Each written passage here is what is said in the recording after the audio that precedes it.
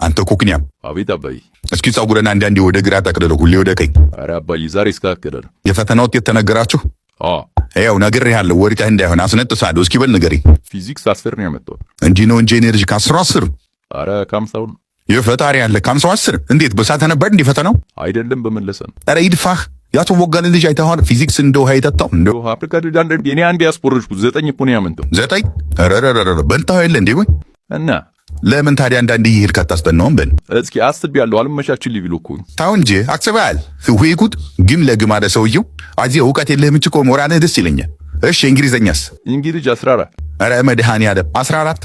ሁሉም ውጤት 10 ቤት ነው እንዴ? የከበዴ ሰማራከው እኮ ከአስራዎች እንደ አለኝ ባዮሎጂ 20 ነው ያመጣው።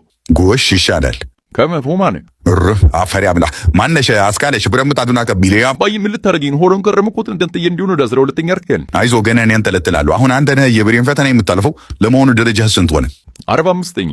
እግዚኦ ምን አለ ውጤቱን 45 ብታመጣ። ስንት ናቸው አጠቃላይ? አጠቃላይ 46 ነው። ተመስገን ቢያንስ አንድ ተማሪ ይበልጣል። ኧረ እባክህ ነባሮ ነው አንተ ተተን ኧረ ነደድኩ ወገን ሳካደ ጋጠሩልኝ። አስተማሪያችን ኤአይ ከሰው እውቀት በላይ ስለሄደ በጂኒየስ ኑ ብትማር መቀየር ትችላለህ ብሎኛል። ምንድነው ደግሞ እሱ? ጂኒየስ ኑ ኢንፍራ ፕሮቶኮል በሚባል ኢትዮጵያዊ ድርጅት የተሰራ ሲሆን የቤት ስራ ለመስራት ረዳት የሚሆነኝ እና ለፈተና የሚያዘጋጀኝ ኤአይ ዌብሳይት ነው። ሌጋሲ ቢልደርስ ሽልማት ውስጥ እጩ ሆኖ በአሁኑ ጊዜ እስከ የካቲት 17 በመመረጥ ላይ ይገኛል። በዚሁ ዌብሳይት ወይም ባዮ ባለው ሊንክ ቮት በማድረግ የሀገራችን እድገት ለሚያመጣው ሀገር በቀል ድርጅት አስተዋጽኦ እናድርግ።